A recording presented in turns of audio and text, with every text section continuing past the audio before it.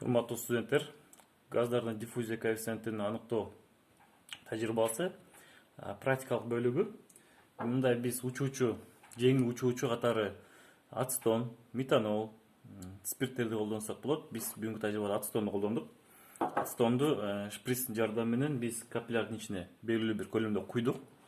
Куйгандан кийин окулярдын жардамы менен аны биз өлчөп алдык. Куюлган үлгүнүн бийиктигин жана Т барабар 0 баштапкы абалындагы Т формасына капиллярдын ичине куюлган суюктуктун бийиги өлчөндү.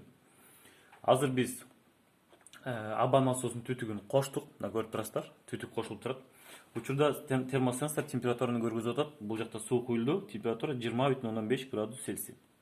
Set point катары биз көбүнчө бул жерде 40 градус Цельсийди колдонушубуз керек. Ошол температурада эле жетиштүү.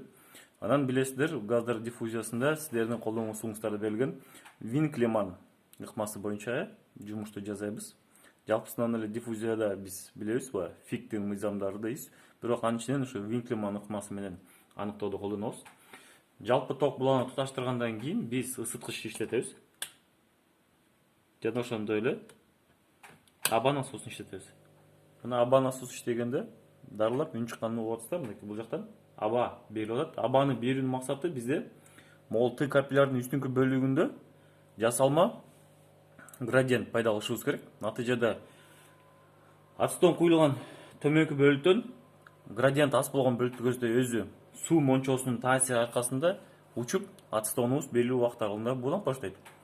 Силердин колдонмо услугуңуздарда жазылган ар бир 60 мүнөт же болбосо 1 саат сайын биз окулярдын жардамы менен куюлган ацетондун бийиктигин өлчөп жана тиешелүү графикти алабыз. Натыйжада ошол негизинде биз ацетондун же болбосо куюлган үлгүнүн диффузия коэффициентин аныктайбыз. Ал үчүн график тургузасыздар, билесиздер. Бул деген бийиктиктин өзгөрүүсүнө каршы убакытта тургузабыз. Анан ал жерден эйимди табабыз. Дагы Винклеман формуласындагы эйимдин формулага коюу менен биз диффузия коэффициентин тапсак болот. Көрдүңүздөр, мына температура жогорулуп атат. Жана 20,5 болчу, азыр мына 23,24 градуска чейин жетти.